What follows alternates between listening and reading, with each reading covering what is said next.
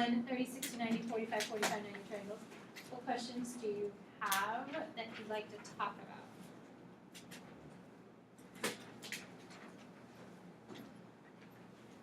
So I just did a really fantastic job explaining it yesterday. I'll like quickly remember from geometry. Or your geometry teacher did a fantastic job going over it, and I gave you a quick review.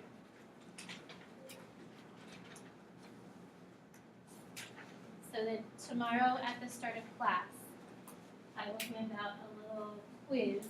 I'll go around and check your homework from tonight, and you'll have about 5, 7, 8 minutes to work on the little quiz on special way triangles. So that's really the only thing that you need to have memorized for tomorrow would be how to fill in, how to find a side if it's 30, 60, 90, how to find the side if it's 45, 45, 90, or using circuit. Questions on that? You good, Brandon? Alright, so then today we are going to really kind of dive into talking about trig and angle measure. So we measure lengths of objects using the metric system, and it's like, is it the English standard? Is that what inches are called? Yeah. That sounds right? Yes. It doesn't English? sound wrong. Doesn't sound wrong. So, centimeters, they're like 2.4-ish centimeters in an inch. That would be like the equivalency of 1 inch to 2.4-ish centimeters. Like there are 39-ish inches in a meter, that kind of thing. So trig has 2 different ways to measure an angle. The one way to measure an angle would be using a degree, which you've learned about degrees when you talked about triangles, probably in 3rd grade. You were told that a triangle had 180 degrees, a rectangle had 360 degrees, a circle also had 360 degrees. And the degree is the only unit you know when you're talking about an angle measure, because that's always what you've used. Right angles are 90 degrees. Trig is based off of the unit pi. A lot of math is based off of that unit pi. Pi was created before a degree value was created. So in trig, angles involve the value pi, and I'll show you how that's created. Whereas non-trig involves angles that are degrees. It will seem different at first, but 90% of the time we will use angles in radian measure and not degree measure. All of mathematics from here on out and sciences will use radian measure very minimally when we talk about degree measure. So degree measure is what you've known, you feel comfortable with, but it's the radian measure that we will really be working with because that is kind of like the basis, the backbone of trig. So it doesn't really use a lot of degree values. Every once in a while we'll throw one in, but math, building on math, uses the concept of a pi, yes. Why do we learn degrees if it's like Because I don't think you could handle it in 3rd grade.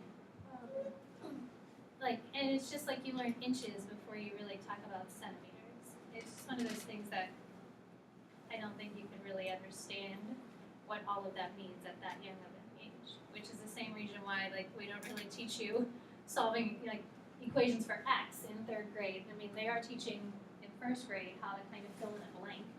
If you have 3 plus this number, it equals 5, what's that number? Like, they teach that process to you, but actually solving an equation and like introducing a variable to you in 3rd grade, 2nd grade, 1st grade, you'd be like, what the heck? Why is there a letter? That's a letter that I use to write a sentence with, not a letter that we use for math. So it's that kind of same concept. Does that make sense? So the first thing we're going to look at is the measure of an angle. And the measure of an angle is really the rotation. So we will be talking about rotating around a circle throughout an angle, and instead of like physically putting something down on a piece of paper and using a protractor to measure something. So it's more of a rotation from the initial side to the terminal side of an angle.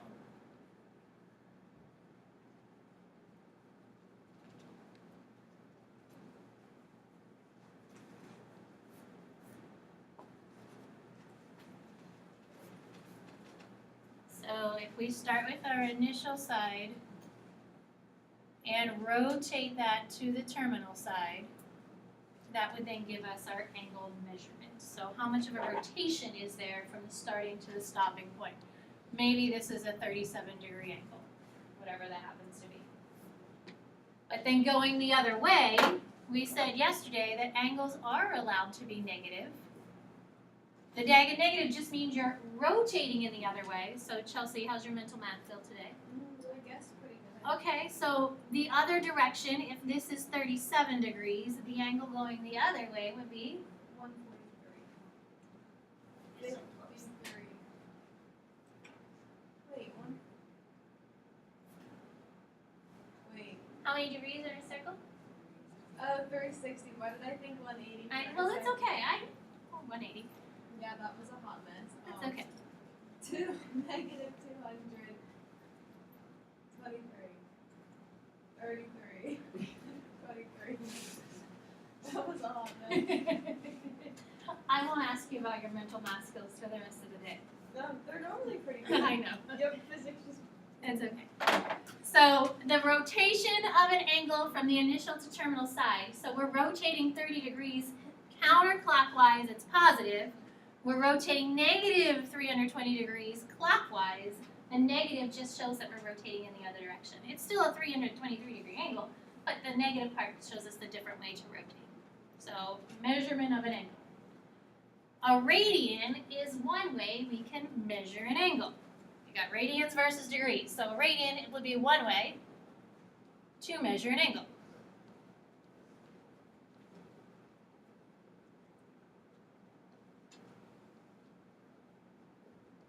And instead of writing the very wordy math definition, I thought we'd draw a picture. And maybe it would make a little more sense to see a diagram instead of listing out the full mathematical definition. So we're going to draw ourselves a circle. We'll draw a lot of circles over the next couple of weeks, and then we'll take that circle and start drawing wings, curves. My circles are looking pretty darn good today too, by the way. It's a pretty good looking circle. So in this lovely circle, there is a center. Every circle has a center. And from that center, we can create angles using the radius and connecting it to the edge of the circle. The edge of the circle has a special name. Does anybody remember what the edge of the circle is called? Begins with an A.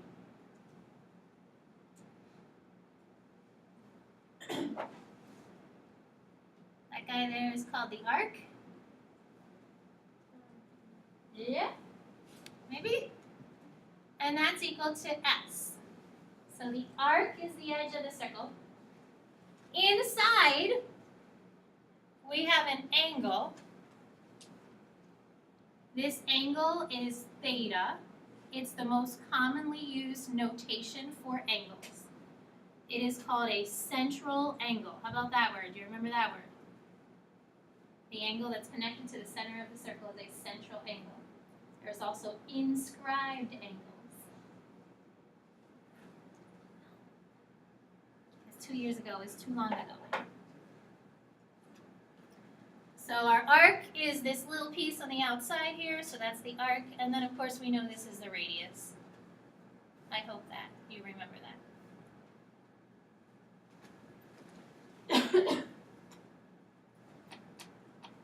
So 1 radian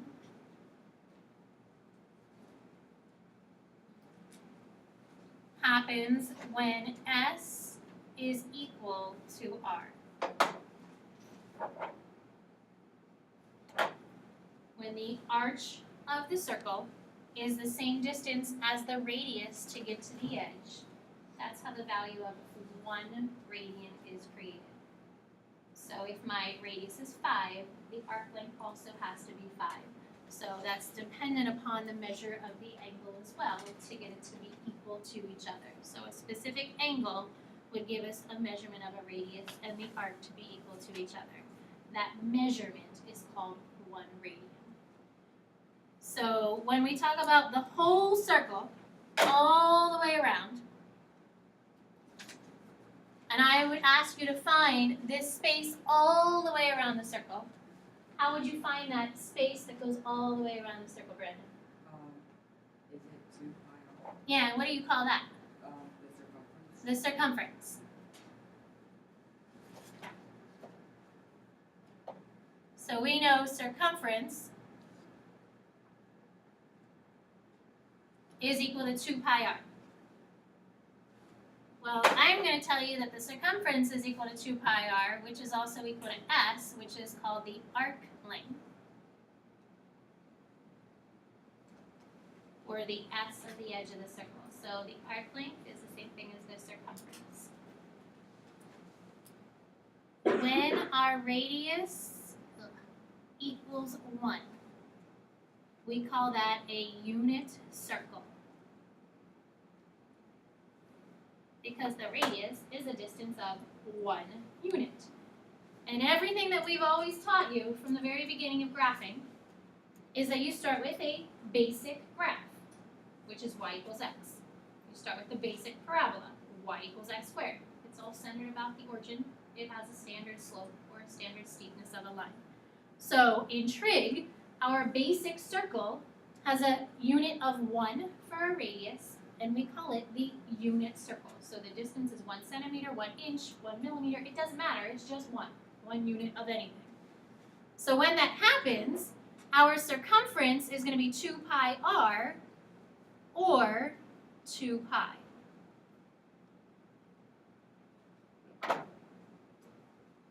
That 2 pi is the distance of the entire circle if you travel all the way around. It is also a measurement of radians if I take my angle and travel all the way around. 2 pi is the same as saying 360 degrees. A pi, the value 3.14, that's the same number we're using here. So 2 pi, you could still think of as saying 2 times 3.14. There are about 6.28 radians in a circle. There are 360 degrees in a circle. So depending on how you want to look at it, we'll say 6.28. They all mean the same thing. So if you spun around a circle, you'd spun 360 degrees. If I spun around it using radian measure, we spun around it 6.28 times. So that means in my little diagram, I could draw this little chunk 6 times throughout the circle, and then I'd have that little extra piece, that 0.28, because there's a little extra of a radian to take us to go all the way around the circle. Or we could draw 360 little degree marks all the way around the circle. Either way you think about it, it's the same exact value. So 2 pi is the same as 360, and that's like the key fact that we need to use and kind of recognize. The distance around the circle is 360 degrees, or 2 pi radians. Questions? So on the next page, we're going to talk about how we can use the radian value to create other angles that are in the circle. So maybe I don't want to go all the way around the circle. What happens if we only go half the way, or a third of the way, or a fourth of the way? What kind of angles can we create where we're not going all the way around the circle? And that would be at the top of the next page. And this is the first formula that we're going to talk about. This formula is on that fact sheet. And it's the formula for radian measure. So the way you can find an angle when we're talking about radians is to take the arc length, that's what the S stands for. So that's that arc on the edge of the circle.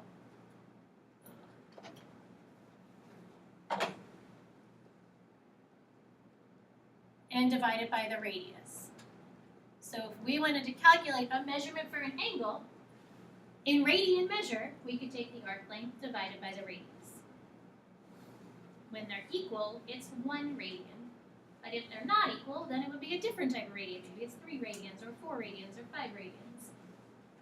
Underneath it says the angle part, theta, is unitless. So we would say theta equals 2 radians. Or we would say theta equals 30 degrees. I don't need to write degrees if I put a little degree symbol there. But the actual symbol for theta is literally like a symbol. It's like an x. So it's x is unitless until it has a solution or an answer. That's when we put the units with it. So the first question says, find the radian measure of 1/2 a revolution. And we'll talk about it with radian and degrees. So if you're rotating around the circle the entire way, how much distance in radians is 1 rotation around the whole circle? What did we just say it was? 2 pi. So the entire distance around the circle is 2 pi. But we want 1/2 a revolution. So what happens if I cut that number in half? How far is it, Brandon, if you go halfway around the circle? Pi. All right, Brandon. In degrees, the whole way around the circle is? 360. But if you only go halfway around the circle, you've then gone 180 degrees. So pi is a radian value. You do not need to write the word radians after it. If it has a pi in it, it's assumed to be a radian.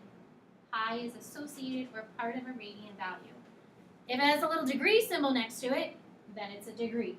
You would never see pi degrees, because that's like radian and degrees combined together, just like saying inches and centimeters combined together. You can't have something that's inches and centimeters. They're not the same.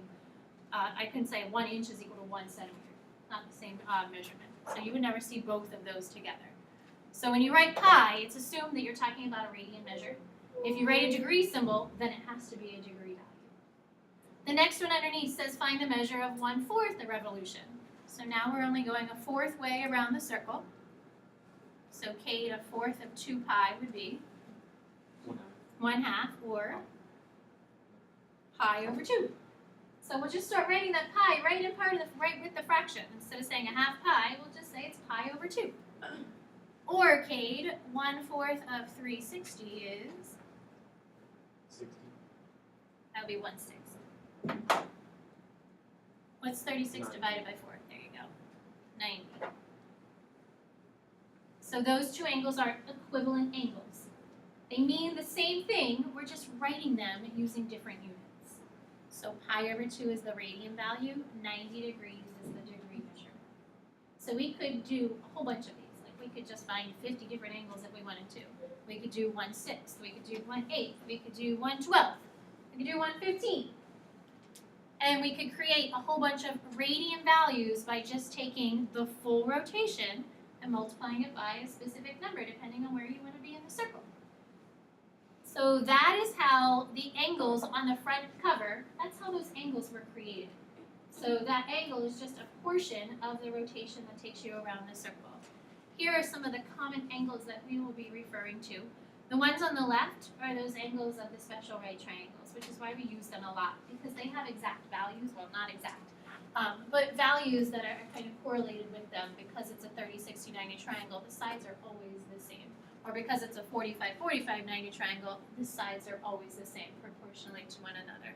So 30 degrees is the same as pi over 6. That's 1/12 of a rotation. So if we took 1/12 of 2 pi, that's how you get pi over 6. 45 degrees is 1/8 of a rotation. 60 degrees is 1/6 of a rotation.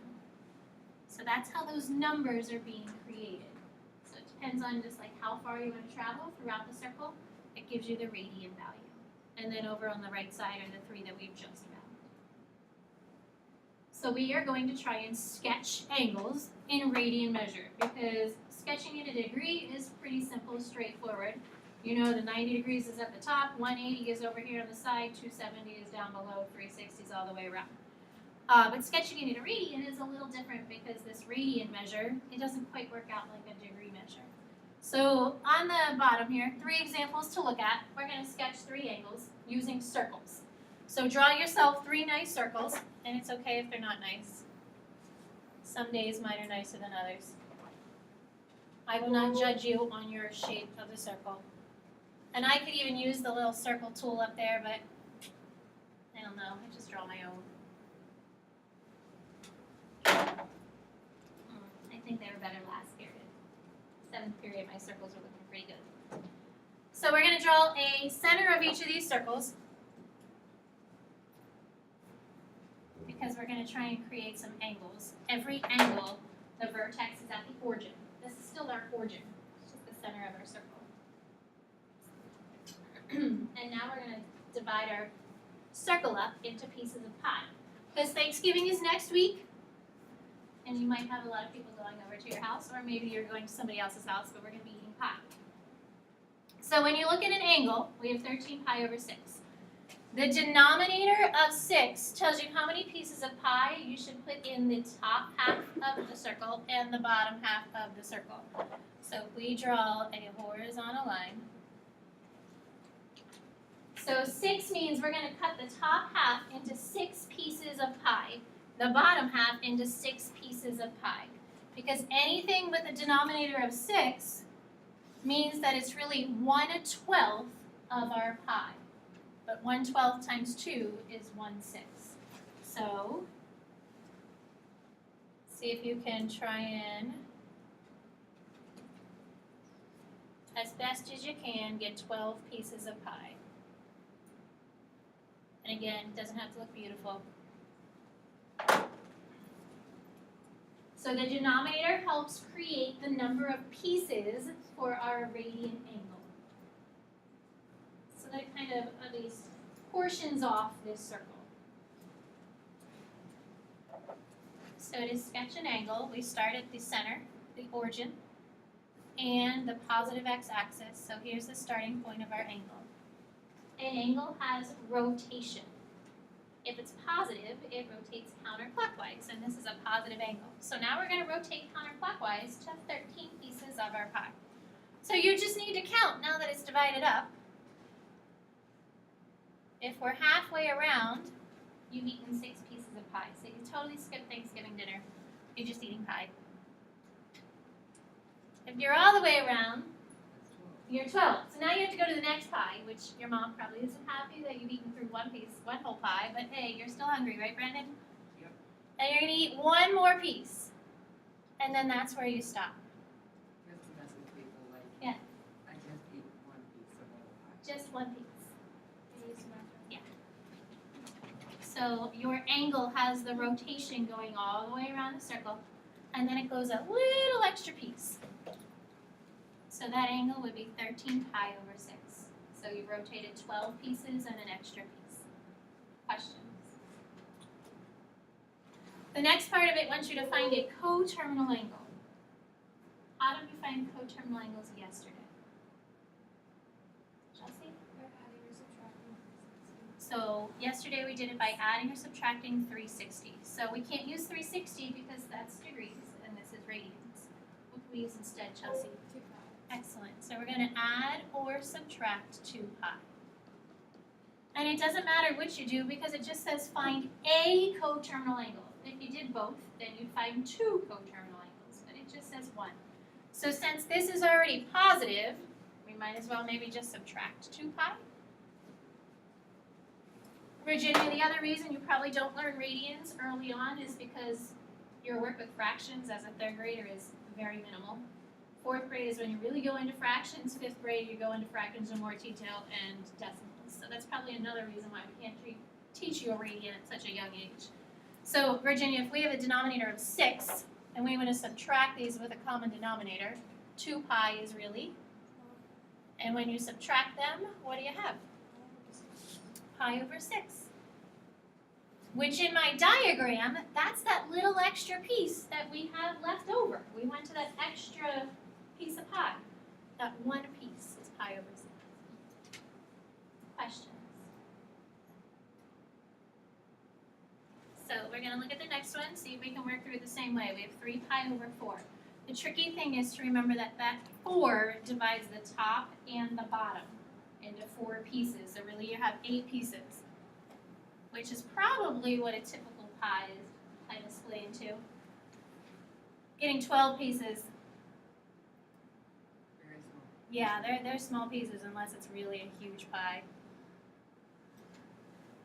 And then start the same exact way. So start at the center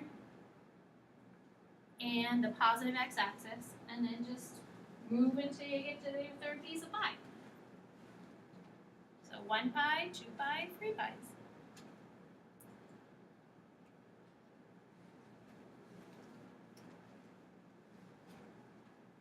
So 3 pi over 4 would be in what quadrant? Brandon? The second quadrant. So if you were asked about the quadrant, remember we have quadrant 1, 2, 3, 4. So that would be in the second quadrant if it says what quadrant does this angle lie in. And then to find the coterminal angle, again, this is positive, so you can add 2 pi or you can subtract 2 pi. You can subtract just because we already have a positive angle. So if we place this denominator of 4, the 2 pi becomes 8. And 3 pi minus 8 pi is negative 5 pi. If you look at your circle, where is negative 5 pi? Virginia? Yeah, it's just backwards. So it's already in your diagram. So you're really finding the other angle. So 1, 2, 3, 4, 5. If you've got a picture, like that coterminal angle is just the other part that's left over. It's negative though, don't forget the negative part. All right, the last one up here. We're dividing it into thirds on the top, thirds on the bottom, so you have 6 pieces. This time you won't have that nice y-axis, that vertical axis, because we're dividing it into thirds, an odd number. And you're going to do the best you can, like my center one is a little bigger of a piece. So Libby, it says negative 2/3. What direction would we go for that? Clockwise. Yeah, so we're going to go clockwise, which means we're going underneath.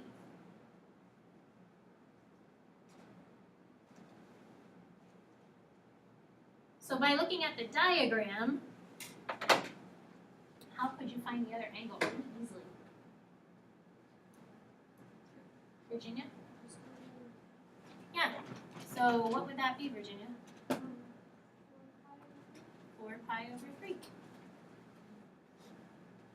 So if we added 2 pi, we would get 4 pi over 3.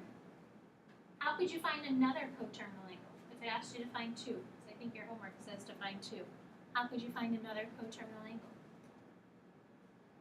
Brandon? We go around more than once. Yeah, you can go around more than once.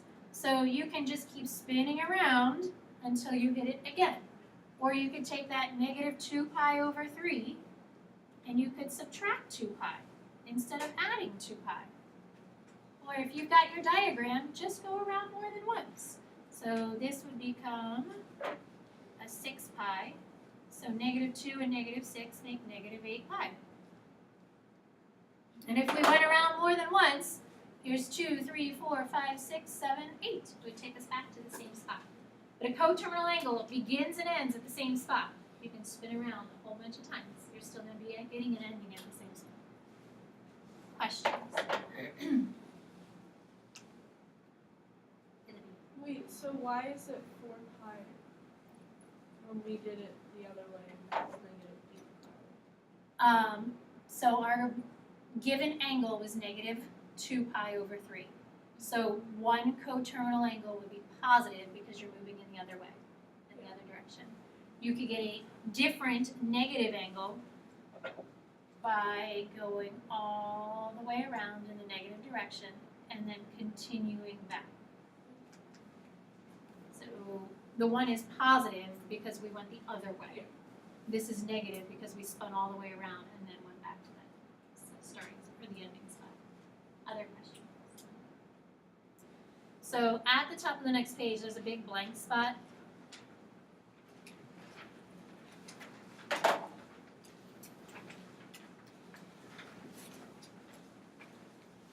And this is just to kind of help you think about where an angle should be located. So we just said that this is quadrant 1. If you don't want to write it as a Roman numeral, that's fine. I think I was just taught that way in Roman numeral form, and I've always used Roman numerals, but you don't have to use Roman numerals for the quadrant angles, quadrants.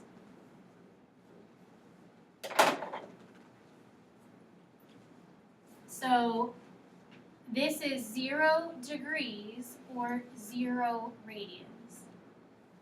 And a radian, if you want to write radian, you would write RAD, that would be like an abbreviation. But again, if you just have a number there without a label next to it, it's assumed to be a radian value. So if you don't see something next to it, it's assumed to be radians. When you're at the top of the circle, we said yesterday that was 90 degrees. What's the radian value for 90 degrees? Virginia? You're so close. Pi over 2. There you go. So now at the top of the circle, that location is pi over 2 or 90 degrees. If we're halfway around, yesterday we said we went 180 degrees. Or, Brandon? Pi. And then at the bottom, this one was 270. This one's a little trickier. We're 3/4 of the way around. Virginia, do you know what that is? Say it again. It is 3 pi over 2.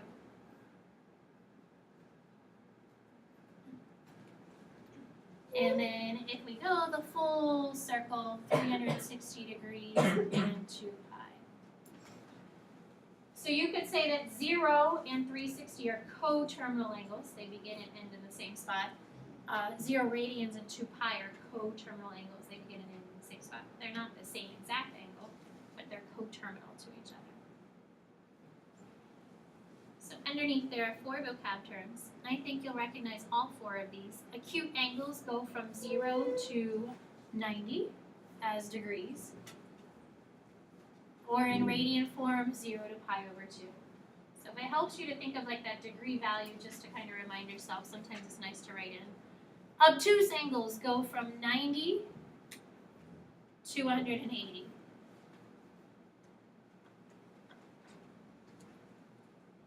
And then the other 2 terms are complementary and supplementary. So complementary angles are positive angles. Supplementary angles are 2 positive angles, and it's 2. So 2 angles that add to have a sum of pi over 2 or 90 degrees for complementary. 2 angles that add to have a sum of pi or 180 degrees. And then 2 examples are given here. Again, it's in radian values. So I'd like to just see if we can get this one example down below, where I want you to find complementary and supplementary angles for each angle that's given. So this is 2 pi over 5, so throw in a different denominator in the problem. So if you want to find a complementary angle, complementary means 2 angles add to be pi over 2. So you have 2 pi over 5. We need another angle, I'm just going to call it x so that you think algebraically, that equals pi over 2.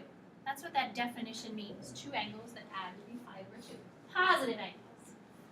What would you do to find the other angle? Chelsea? Subtract 2 pi. Yeah. So subtract 2 pi over 5 from pi over 2. That's how you get x by itself. Now here's the evil part. What do you have to do, Chelsea? Yeah, so that would be a 10. So this one we have to multiply by 5 to get 5 pi over 10. This one we need to multiply by 2 to get 4 pi over 10. So if you subtract them, you end up with just pi over 10. So that's our complementary angle, 2 pi over 5 and pi over 10. And then the supplementary one are 2 angles that add to be pi. So complementary pi over 2, 90 degrees. Supplementary pi, 180. So see if you can find the supplementary angle.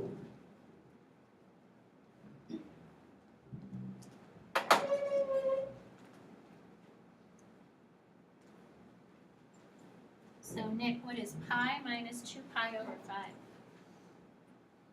What would that denominator be?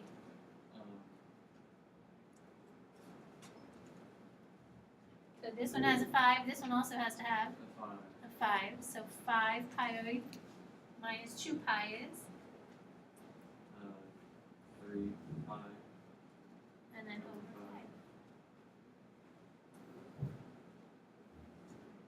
5. Questions?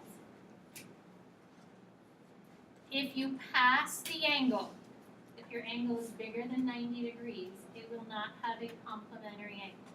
So it's two angles that add to be 90. It can't pass it. So if it's bigger than 90 degrees, then it wouldn't have a complementary angle. If it's bigger than 180 degrees, it wouldn't have a supplementary angle.